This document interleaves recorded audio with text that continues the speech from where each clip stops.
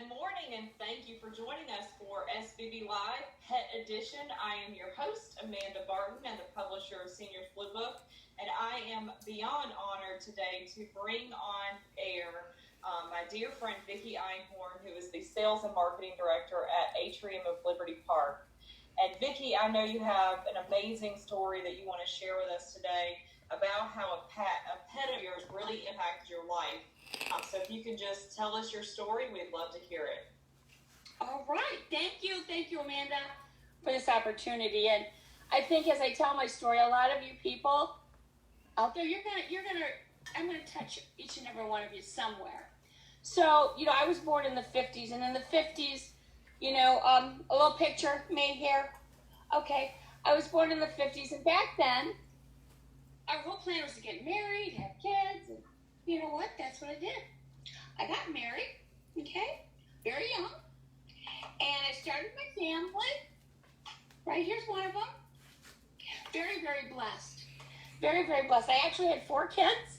I have 3 daughters, and I have a son, and I'm very, very proud of them. Well, things happen to you in life that you don't count on, you don't plan on, and that's kind of what happened to me. When my 4th child was born, her name was Jamie. And do you know what that name means? Tell me. Jamie means chosen of God. And I love that name. It's perfect. And I'll tell you what happened. She was about 3 years old. And let me step back a little bit. She was actually a model. She modeled in a lot of different things. I have a couple of her pictures. And let me show you a couple of her model ones. Here's one. There's a model. There's one. There's another one she did with Rubbermaid somewhere. But I will tell you, we were at a photo shoot, and at this photo shoot, it was for Rainer Garage Door, and she was in it. And when she was walking, here's her at the photo shoot. That's her. She kept saying to me, "Mommy, my legs, my legs." I didn't know what she was talking about. Later on, to make this story a little shorter, I found out she was actually having little pet malls, seizures. So her legs would go like this, and she was trying to tell me something was wrong with her legs. Well, from that point, I saw changes in her, and from those changes. And how old did you say she was, Vicki? 3. It started at 3, and I kept seeing things change with her, and I went to doctor and test after test, doctor to doctor. St. Jude tried to help her. They were wonderful. Again, to shorten this, I will tell you, we spent every penny we had to just try to find out what was wrong with her. We still had, our oldest daughter was married, and at the wedding, Jamie was the flower girl. And when she was walking down the aisle, her gait was real wide, so we knew she was trying to keep her balance. So during this period, we kept trying to tell the doctor, I think they thought something was wrong with me. Because at times, Jamie seemed fine, and other times she did not. Finally, they realized it's real, okay? She was having grand mal seizures. She was having seizures, but I didn't even know there was such a thing. We ended up losing our home, having 2 cars repossessed. Hardest thing I ever had to deal with. But not just for me, but for my kids. I still had, Jana was still at home. Joe was in college. Jolie was married. And I had some support. Thank goodness my sister was an RN, but she lived far away. But we kept traveling. We kept staying positive. We thought, we're going to get through this. At that time, we're the Killians. We're going to get through this, okay? So it took us several years. We traveled everywhere. Finally, there was this physician. He was a specialist, and he said, "Come in. I want to see you." So we drove. We got there, and he tested her optic nerve, and he said, "I really thought I would see something in the optic nerve." He did not. But what happened was, they did do a special test, very, very painful, and they ended up having to do 2 of them. And they called us on the phone, and they said, "We need to talk to you." And they had to talk to us over the phone because we were so far away. And they said, "Your daughter has a very, very rare disease, and it's called Batten's." I said, "Batten's?" They said, "We want you to come in." So we drove to Mayo Clinic, and it was a female doctor, and she sat us down and she said, this disease, I'm sure you haven't heard of it, it's called Batten's. I said, no, I've never heard of it. She goes, it's a neurodegenerative disease. I said, what does that mean? Protein storage disease. Okay, what does that mean? She says, what happens is your body doesn't, the enzymes aren't breaking down the proteins, so they store in the brain, and the neurons get clogged. So slowly she was losing all of her abilities. So slowly we watched Jamie lose her speech. We saw her lose her ability to sing. She loved to sing in the chair of choir. This was one of my favorites. This was at a photo shoot. Yeah. And thank goodness I have her photos, right? But what happened was when she was 10, she ended up with a lot of pneumonia. I learned a lot from this process. I was in sales and marketing. I worked for Gannett. I was in a completely different industry. And they said she's going to have be tube fed. So I learned how to do that. We tube fed her. I learned how to do all that. I get your puppy. I love puppies. It's okay. And then what we did was, excuse me, eventually then she was on life support. She was on life support first it started at night, and I didn't know what that meant. Hospice was never even talked to me about hospice. So we ended up putting her on life support, and we had some care, and I tried to make her room as pleasant as I could. I made her whole roof, her ceiling was clouds and stars and sparkles and fish tank, and moms learn how to do this kind of stuff. But then the day came when she was getting worse and worse, and Jamie ended up, she was 16 years old, very old for this disease. That's because she was on life support. She ended up passing away at 16. And I had a hard time because I thought, should I be happy or should I be glad? Because I'll tell you, with this disease, even if they would have came up with a cure that day, it was too late. The damage was already done to her brain. It's not something they could go back and fix. And I didn't want her to live like this. I really didn't. So I promised Jamie that I would make a difference. I would do something every day. I would wake up in the morning and I would make a decision. Do I want to make it a good day? Do I want to make it a bad day? I'm going to try to make it a good day every day. And she's given me signs. I've asked for them and she's given them to me. It's pretty amazing.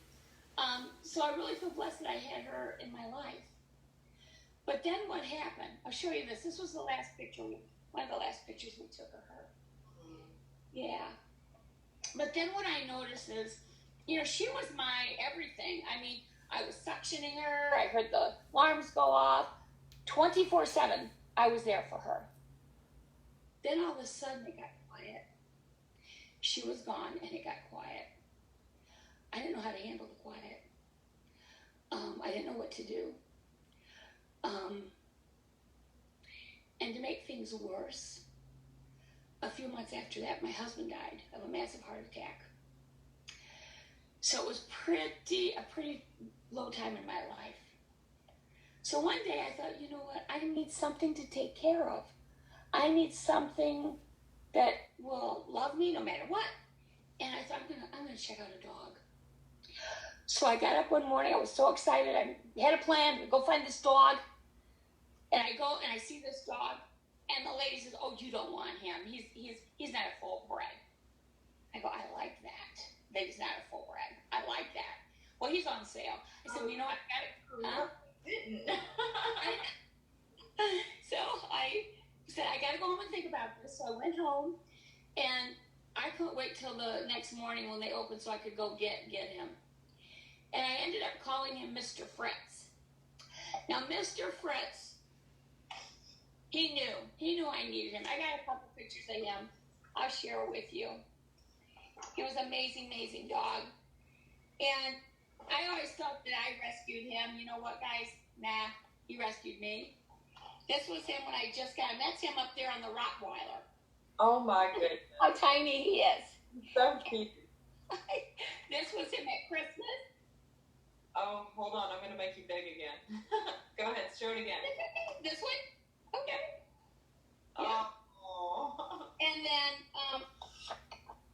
then I have this going. And there's one more I'll share with you in a little bit, but I'll tell you.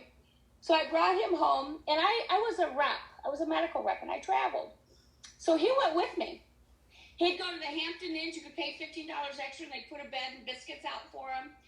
And I would go to a lot of the infusion clinics, and I stopped a lot with the cancer, worked with a lot of cancer residents, and they would ask for my dog. Did you bring Fritz this time? Bring him in. So Fritz became not just a part of my life, but became a part of their lives. And what pets can do for you it's amazing. I mean, he filled my life. So then I met a man. I ended up getting married to a wonderful, wonderful man.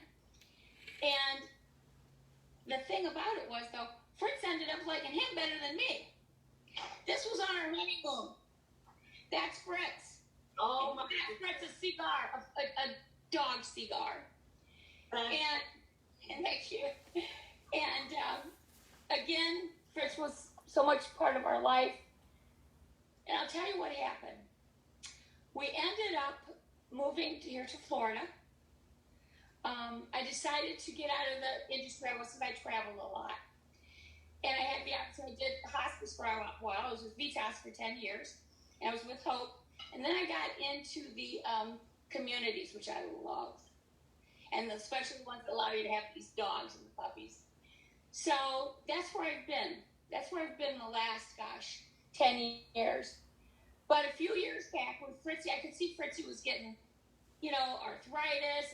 And they said, get him another dog. That'll help. So I did. I got another dog named Hey Mac. And it helped because Fritz actually lived to be 18 years old. Wow.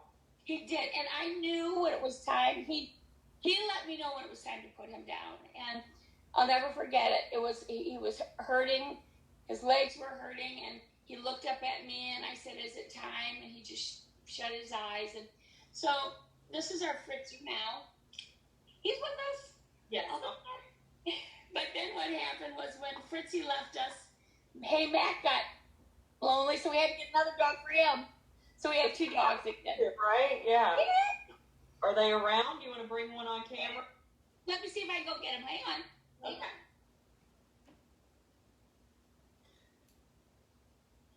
I want to bring the dog.